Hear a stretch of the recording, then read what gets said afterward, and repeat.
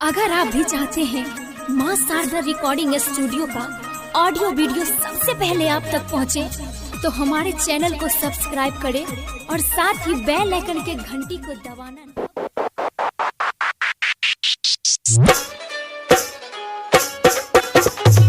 न गोली के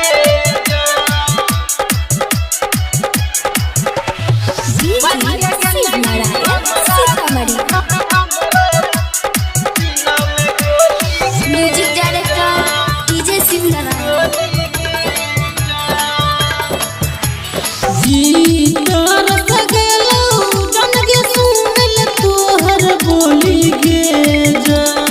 जन के कोयल ऐसन बोली के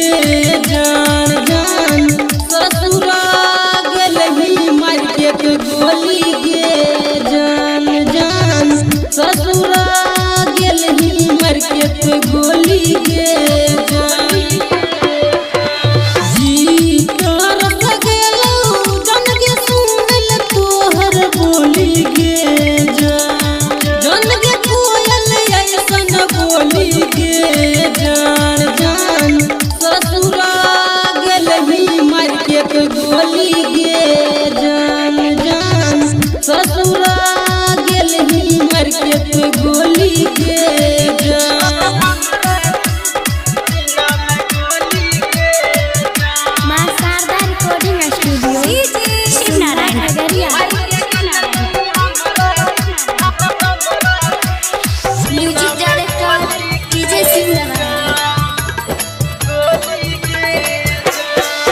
मंगलियो लाखों में एगो तोरा भगवान से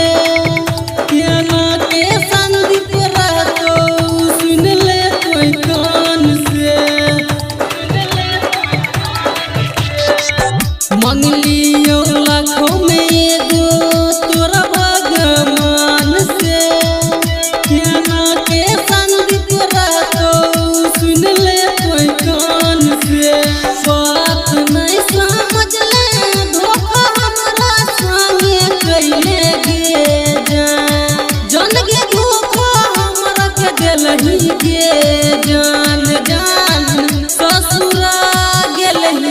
गोली के जान ससुरा गेलही मर के गोली के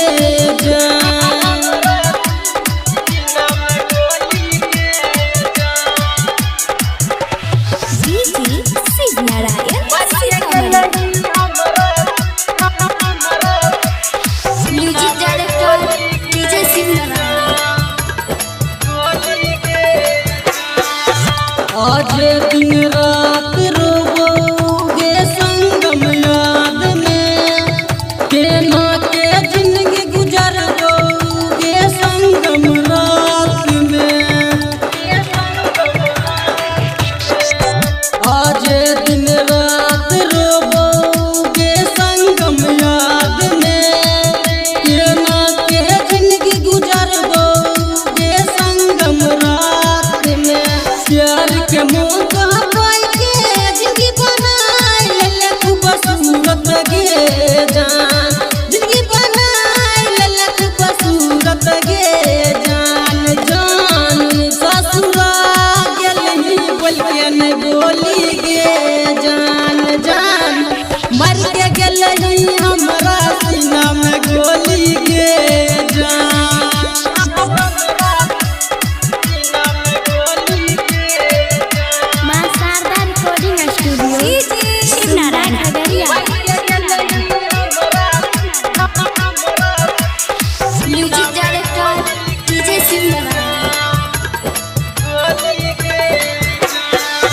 हमें नहीं जान लियो इतना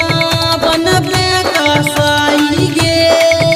जान के छोड़ के जगही हो वही पराई गे हमें नहीं जान लियो इतना बनबे कसाई गे जान के छोड़ के जगही हो वही पराई गे कहै छियो